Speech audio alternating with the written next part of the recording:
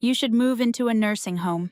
This house will be mine someday anyway, my son said, standing in my living room with a laser tape measure in his hand, like he already owned the place. That night, I packed one suitcase and drove away before sunrise. Exactly 3 weeks later, my lawyer called him and said one sentence that ended everything he thought he was owed. The house has been sold. But what happened during those 3 weeks was something nobody expected, least of all me.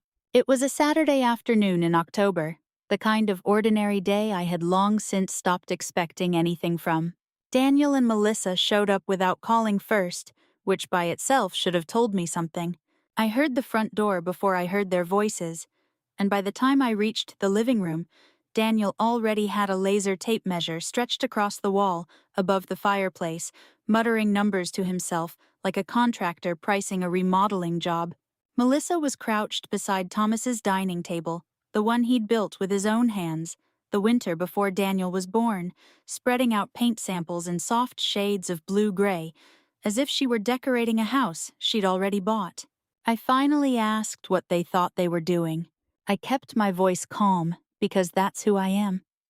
But something deep in my stomach had already tightened. Melissa looked up with an easy smile. I think this blue-gray would make the room feel so much brighter, she said. Daniel never even looked at me. We could probably take out the wall between the living room and kitchen, too, he added. Open the whole space up. He said it the way someone might suggest moving a couch. Not a question, a decision. I reminded him this was still my house. He wasn't embarrassed. Looking back, I think that's the part that hurt more than anything else. He spoke patiently, almost kindly, like I was the one who wasn't seeing the obvious. The house is just too much for one woman pushing 70, he said. I already found a really nice place about 20 minutes from here. They have a great activities program. He smiled as though he were offering me a gift. Then he said the sentence that divided my life into a before and an after. You should move into a nursing home. This house will be mine someday anyway. It wasn't the nursing home that wounded me most. It was the certainty in his voice. The certainty that my life inside this house was simply a waiting period before he collected what he'd already decided belonged to him. Melissa barely paused. She started talking about turning my reading room into a home gym. She wanted the handmade bookshelves gone, the ones Thomas had built board by board the summer we finally paid off the mortgage. I asked them one simple question. How long have you two been planning this? Daniel sighed. We're just being practical, Mom. Then he laughed softly. You're taking this way too personally, as if being upset that your own son was measuring your walls for demolition was somehow a symptom of old age. Then he offered to keep my deeds safe. He said he'd help manage my bank accounts too, just to make things easier. That was the moment everything became clear. This wasn't an awkward conversation that had gotten out of hand. This was a plan, one he'd been building long before he ever walked through my front door that afternoon. After they finally left, I wandered through the house room by room. I couldn't stop myself. The kitchen. Thomas used to make pancakes there every Sunday morning, humming songs he never quite remembered correctly. The doorway where pencil marks still recorded Daniel's height at 5, 8, 11 years old. The garden, where Thomas and I planted a maple tree on our 25th anniversary, never imagining one day our own son would see this place as little more than equity. Standing beneath that tree, I realized something that broke my heart. I still saw memories. Daniel only saw square footage. I called Margaret because I needed to hear a voice that wasn't asking me for something. She didn't tell me to fight. She didn't tell me to forgive him. She simply asked one question. Margaret was one of the few people left who still called me Ellie. Ellie, she said quietly, if your son didn't know who this house would belong to, what would you want to do with the rest of your life? The question stayed with me long after we hung up. It reminded me of a folder tucked inside my desk drawer. 2 months earlier, a young couple had written me a handwritten letter asking whether I'd ever consider selling the house. They wanted to raise their children in this neighborhood. They promised they'd take care of the maple tree. I'd said no. I wasn't ready then. But sitting there alone in Thomas's favorite chair, I realized maybe I hadn't been waiting for the right offer. Maybe I'd been waiting for permission. That night, I called my attorney, Rebecca Sloan, and left a message I hadn't planned in advance. Then I packed one suitcase. Not the china. Not the furniture. Not the silver. Just the things that still felt like my life. A few changes of clothes. Family photographs. Important papers. And the blanket Sophie knitted for me 2 winters earlier. Every uneven stitch filled with love. Before I left, I locked the front door behind me. I took every key I had with me. On the kitchen counter, I left Daniel a single note. You were right about one thing. It's time I decided where I want to live. I never mentioned the house. At that moment, I still wasn't completely certain what would happen to it. I only knew I couldn't keep living somewhere my own son had already started measuring me for the exit. I drove to Margaret's before sunrise. I never looked back in the rearview mirror. Not once. By the next morning, Daniel had called 11 times. His final voicemail sounded different. Not just worried, desperate. Mom, whatever you're doing, don't sign anything until we talk. I stared at the phone for a long time before turning it face down on the table. Beside it lay Rebecca Sloan's business card. For the first time since Thomas died, I wasn't wondering how to keep the peace. I was wondering how to protect what was left of my life. I stayed with Margaret for the first few nights in the community she'd moved to 2 years earlier, a neighborhood designed for people over 55 who still wanted their own front door, their own routines, and their own independence. It wasn't a nursing home. Whatever Daniel had imagined when he tried to convince me to leave my house, this wasn't it. Every home had a small porch, a little garden if you wanted one, and neighbors close enough to help without taking over your life. It felt like independence with a safety net, not surrender. Lying awake that first night, I finally understood exactly what Daniel had done. He'd deliberately blurred the line between 2 completely different things. Choosing to downsize because I wanted a simpler life was one thing. Being pushed somewhere because someone else had already decided I was finished making my own choices was something else entirely. He'd offered me the second while pretending it was the first. Rebecca Sloan came to see me 2 days later. She arrived with a legal pad already open, her reading glasses resting low on her nose. No small talk, just facts.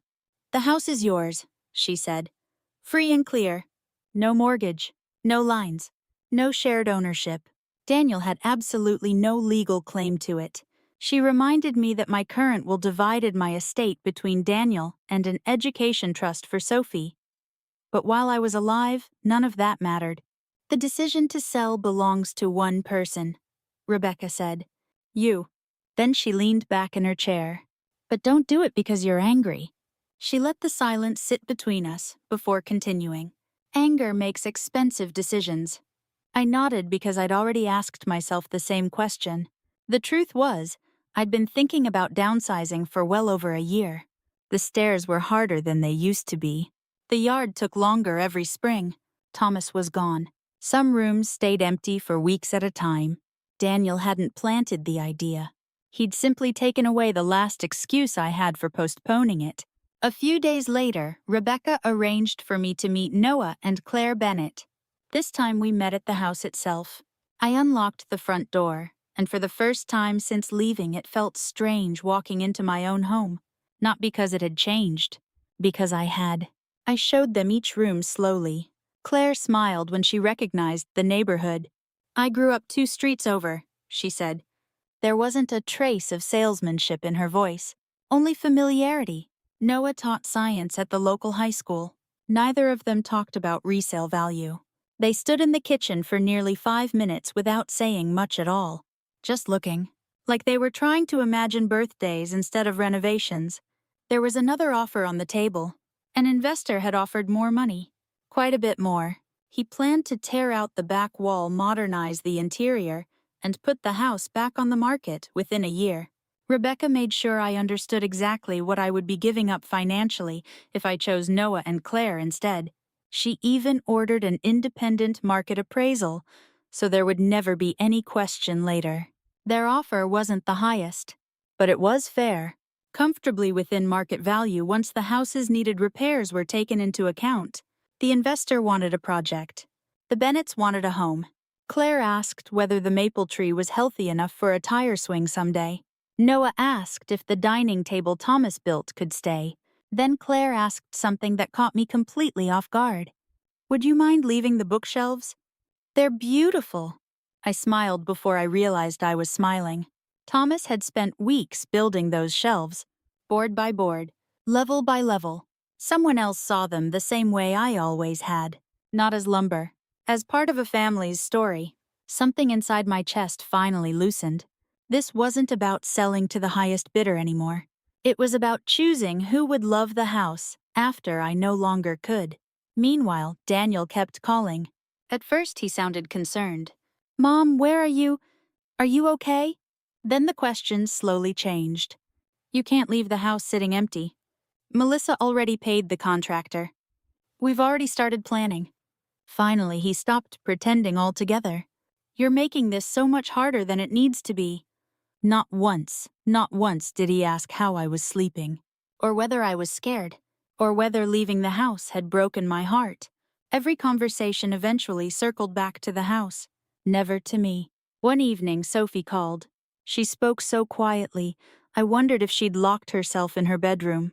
I'm sorry, Grandma, she whispered. I didn't know they were planning any of this. She didn't stop there. She told me Daniel's commissions at work had been cut months earlier. He'd bought a vacation property he couldn't really afford, then sold it at a loss. His credit card balances had quietly piled higher and higher. Daniel had told Melissa that once they had my house, they could sell their own, pay everything off, and start over. But Sophie didn't think Melissa had any idea how much debt he was actually hiding, or how completely he'd built their future around property that had never belonged to him. That was the moment everything finally made sense. Daniel didn't want my home. He wanted the equity trapped inside it. He wasn't trying to preserve Thomas's legacy. He was trying to rescue himself from his own decisions. Rebecca kept digging. She wanted every loose end tied down before we signed a single document. A few days later, she called. I found something. 2 weeks before confronting me, Daniel had already contacted a real estate agent asking for a market valuation. Without my knowledge, without my permission. He'd even told the agent his mother would soon be moving into a care facility. Not might. Not hopefully. Would. As though my future had already been decided. Reading those words changed something inside me. The sadness was still there. It probably always would be, but it was no longer stronger than my resolve. I accepted Noah and Claire's offer. We agreed on several conditions. The inspection would be handled quietly. Daniel wouldn't know until everything was secure. Because the Bennetts were cash buyers, and the title was completely clear, Rebecca believed we could close the sale in just 3 weeks. Closing would take place exactly 3 weeks after the morning I'd driven away. The Bennetts would take possession immediately afterward. Part of the proceeds would establish an education trust for Sophie that no one, not even Daniel, could ever access. The rest would allow me to buy a smaller home in Margaret's community, only a short walk from her front porch. For the first time in weeks, I felt like I was making decisions instead of reacting to someone else's. Then Rebecca called me late one Friday afternoon. I knew something was wrong before she said a single word. Daniel just emailed me, she said quietly. I took a slow breath. I figured he would.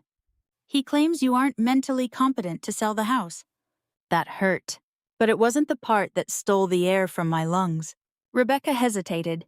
That's not the worst of it, she said. He attached one of your medical records. The medical record wasn't a diagnosis. It wasn't even close. It came from an urgent care visit after I'd slipped in the garden the previous spring. A routine examination, the kind of paperwork most people never read again. Buried near the bottom was one sentence. Patient reports occasional forgetfulness during periods of stress. That was it. One ordinary observation. One vague sentence that Daniel had stretched into something it had never been meant to say. For the first time since all of this began, I felt something stronger than sadness. I felt angry. Rebecca saw it on my face before I said a word. Don't call him, she said. He wants an emotional reaction. Let's answer this with evidence instead. So I agreed to a full independent cognitive evaluation.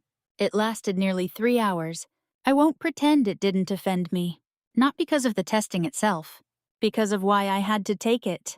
I answered memory questions, solved math problems, named the current president and the one before him, explained step by step exactly what selling my home meant legally and financially.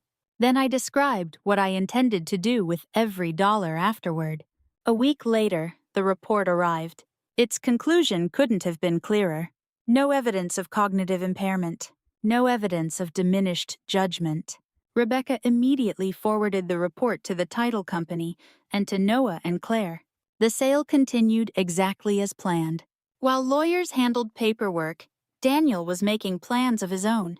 Without asking permission, he brought a contractor to my house. Years earlier, I'd given Daniel an emergency key after hip surgery, just in case I ever fell and couldn't reach the front door. He'd promised to return it once I recovered. Neither of us ever mentioned it again. Apparently, he never gave it back. Sophie happened to stop by that afternoon.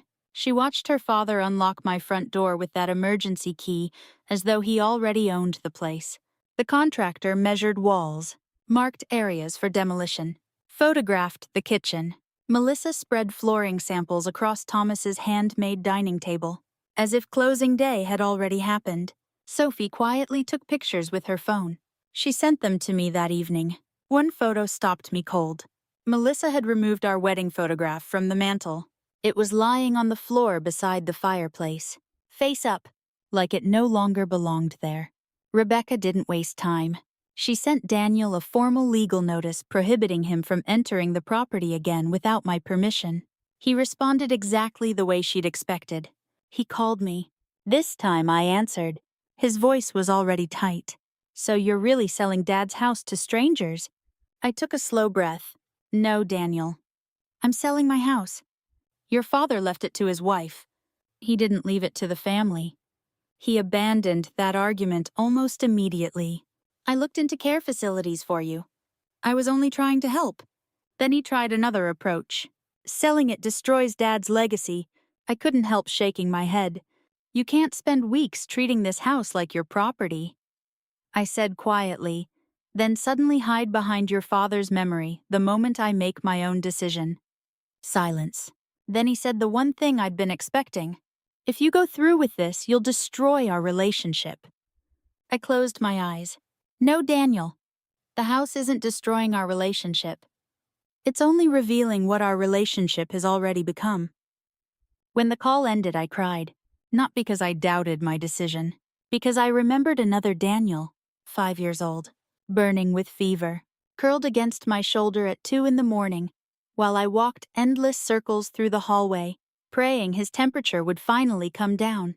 For a few minutes, I wondered whether I was being too hard on him. Margaret ended that thought before it could grow. "Ellie," she said gently, "you're not selling your son. You're selling a house." Daniel's the one who decided those two things meant the same. A few days later, Sophie came to see me. She carried a cardboard box she'd rescued from my reading room before her parents could throw anything away. Inside were Thomas's handwritten letters, old family photographs, the notebook where he'd recorded every repair he'd ever made to the house. Near the bottom lay an envelope addressed to Daniel. Thomas had written it the day Daniel graduated from college. I'd forgotten it even existed. I unfolded the letter carefully. One sentence made me stop. "A home is something you care for, not something you wait to inherit." I read that sentence once, then twice, then a third time. Sophie watched quietly before speaking. "Grandma, Dad asked me something." I looked up. "He wanted me to tell your doctor you forget things all the time. He said it would help protect you." My hands slowly folded the letter shut. "And what did you tell him?" I said no. She looked almost embarrassed. I told him it wasn't true.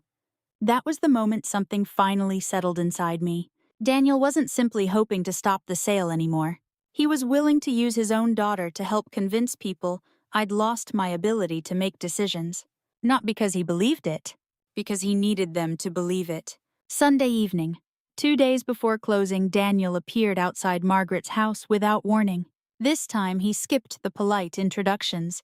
He demanded to see me, accused Rebecca of manipulating me, insisted I'd promised to let him renovate the house.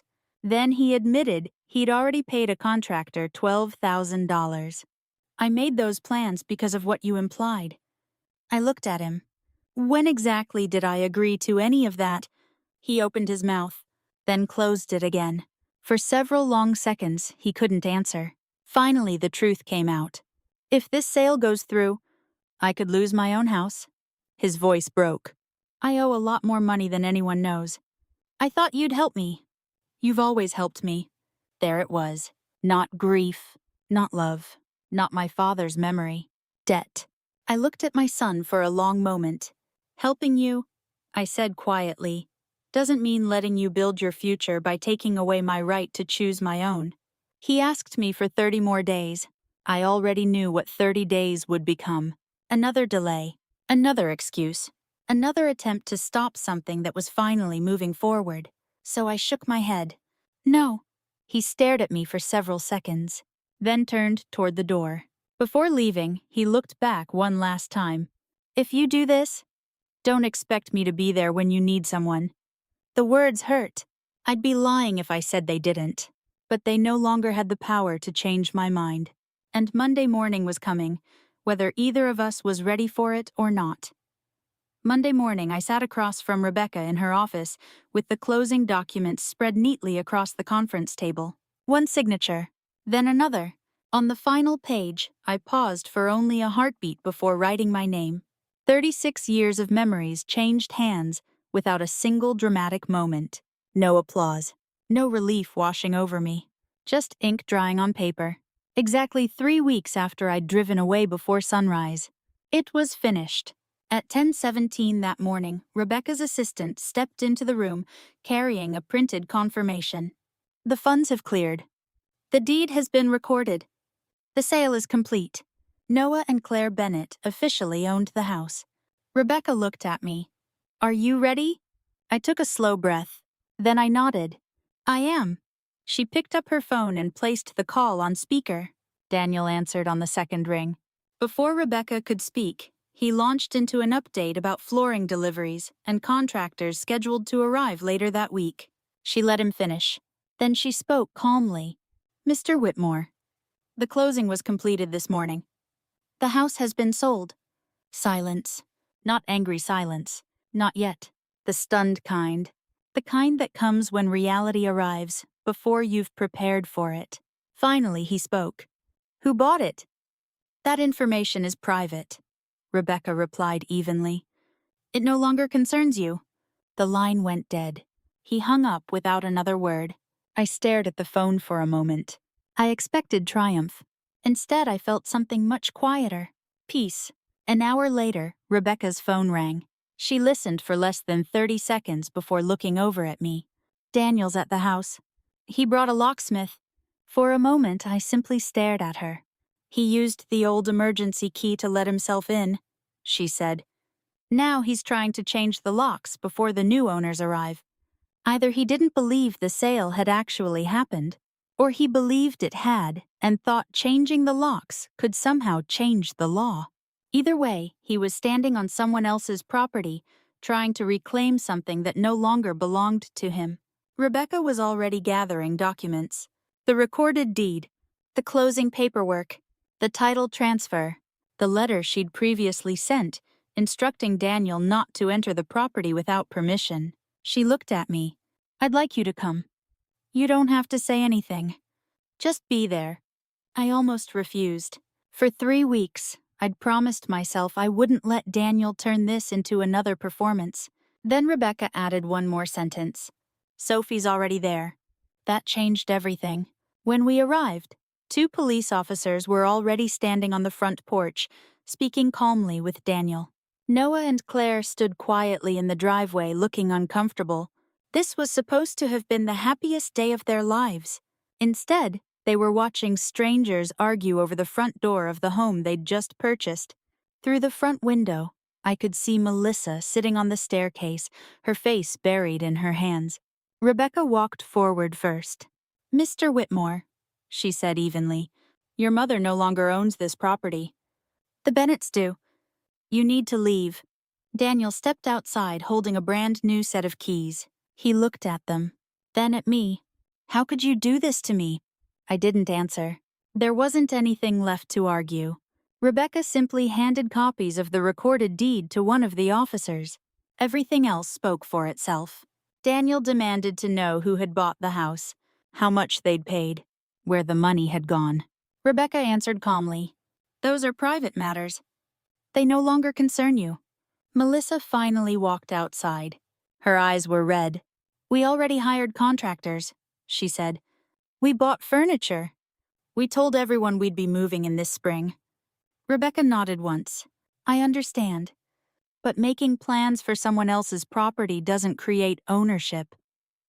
There wasn't an ounce of cruelty in her voice, only facts. The officers asked Daniel for the new keys. For several long seconds he refused to move. Then slowly, he placed them into one officer's hand. The sound of metal against metal seemed louder than it should have. He stepped off the porch. The same porch where Thomas had once taught him to ride a bicycle, where we'd carved pumpkins every October, where he'd left for his first day of college. Now he walked away from it, because it had never truly belonged to him. Sophie had been standing quietly beside Rebecca's car the entire time. As Daniel reached the sidewalk, she finally spoke. "Dad," he turned, "if you believe Grandma owes you her house just because you're her son..." She hesitated. "Does that mean one day I'll get to decide when you're too old to keep yours?" The question hung in the air. Daniel never answered. He climbed into his car. Melissa followed a minute later. Then they drove away. The street became strangely quiet, almost peaceful. That afternoon, Rebecca asked Daniel to come to her office. To my surprise, he came. Sophie asked if she could be there too. I told her yes. When Daniel walked into the conference room, he looked older than he had that morning. Not physically, just tired. Rebecca laid everything out across the table. The independent appraisal, the closing documents, the settlement statement. She explained that I'd accepted a fair market offer, supported by an independent valuation. I hadn't sold the house impulsively. I hadn't sold it below value, and I certainly hadn't been manipulated into doing it. Then she explained where the proceeds had gone. Some purchased my new home. Some were reserved for my future care. $75,000 had been placed into an education trust for Sophie. Money that could only be used for tuition and educational expenses. Nothing else. The remaining funds belonged to me. Daniel looked at me. "So Sophie gets money." "But I don't..." I met his eyes. "Sophie isn't receiving cash. She's receiving an education." Then I told him something else. "I updated my estate plan. I didn't remove you from my will. But your inheritance will now remain in trust. And before you receive anything, every dollar you still owe me from previous loans will be accounted for." His face hardened. "Dad would be ashamed of you." Without saying a word, I reached into my purse and unfolded Thomas's letter, the one Sophie had rescued from the reading room. I read a single sentence aloud. "A home is something you care for, not something you wait to inherit." The room fell silent. Daniel stared at the tabletop. When he finally spoke, the fight had gone out of his voice. He admitted everything. Nearly $190,000 in debt. Credit cards. Personal loans. Months of hiding falling commissions. The vacation property he'd never been able to afford. His entire financial recovery had depended on one assumption: that I'd eventually give up my home. I listened without interrupting. When he finished, I slid a business card across the table. Not a check. "A bankruptcy counselor. I'll help you tell the truth," I said quietly. "But I won't help you keep living inside a lie." Daniel stood.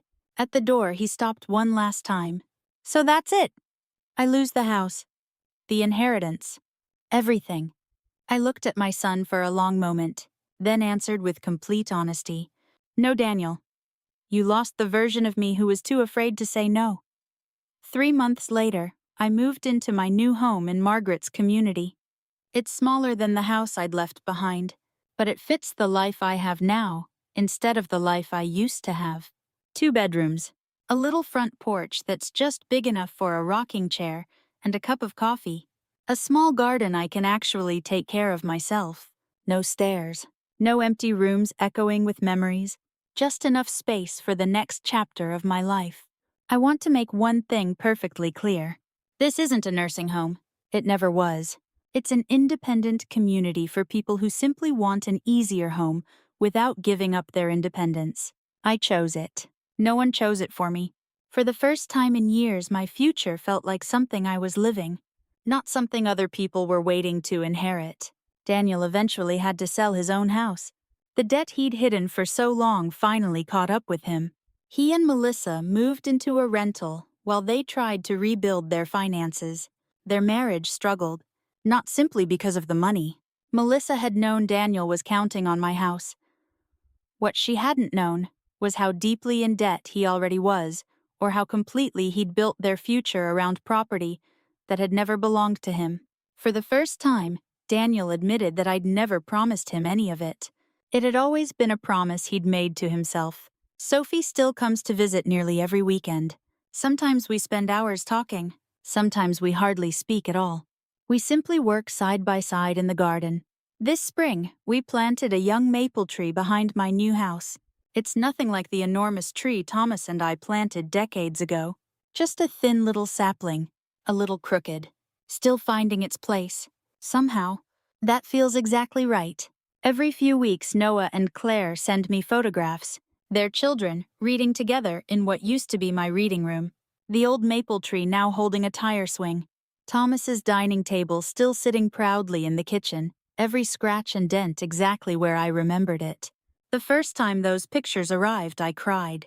Not because I regretted selling the house. Because I realized something beautiful. The home I'd loved for 36 years was still being loved. Just by another family now. And somehow that didn't erase a single memory Thomas and I had made there. It simply allowed new ones to begin. Daniel didn't contact me for almost 2 months after the meeting in Rebecca's office. I didn't chase him. I'd finally learned that relationships can't be repaired by one person doing all the running. Then one Sunday morning, he knocked on my front door. There were no legal documents, no discussions about money, no mention of the will. He stood there holding Thomas's old toolbox. For a few seconds, neither of us spoke. Then he quietly apologized. I didn't rush to forgive him. I think that's important to say. Forgiveness offered too quickly sometimes asks too little of the person receiving it. I believe you're sorry things fell apart, I told him. I'm still waiting to know whether you're sorry for what you chose to do. They're different. He nodded. I know. He told me he'd started working with a financial counselor, that he'd filed for bankruptcy protection, that he'd finally told Melissa everything. No more hidden debt. No more half-truths. Then he surprised me. I was wondering. He looked down at the toolbox. If you'd let me build you some bookshelves. My own. For your reading room. For a moment I simply looked at him. The bookshelves Thomas built were still exactly where they belonged. In the old house. Being loved by another family. Maybe it was time for something new. I smiled. Your father always said the first shelf is the hardest. Daniel smiled too. I remember. So we spent the afternoon measuring walls, cutting lumber, checking levels twice, working mostly in silence. Every now and then, I'd catch little glimpses of Thomas in the way Daniel held a pencil behind his ear, or stepped back to judge whether a board was perfectly straight. By sunset, the reading room had new shelves. Not Thomas's shelves. Daniel's. Built with his father's old tools. It wasn't forgiveness. Not completely. It wasn't even reconciliation. Not yet. It was simply the first honest step either of us had taken toward one another in a very long time. When we finished, Daniel carefully placed Thomas's toolbox inside the hallway closet. Then he stood there for a moment. I kept thinking Dad left me the house, he said quietly. But he didn't. He left me an example, and I ignored it. This time, I believed him. I still didn't hug him. Some things take longer to rebuild than others. Instead, I smiled and said, Then start living like it. He nodded. I will.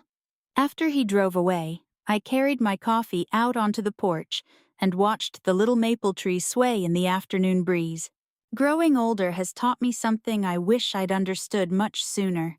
Raising children doesn't mean handing them ownership of the rest of your life.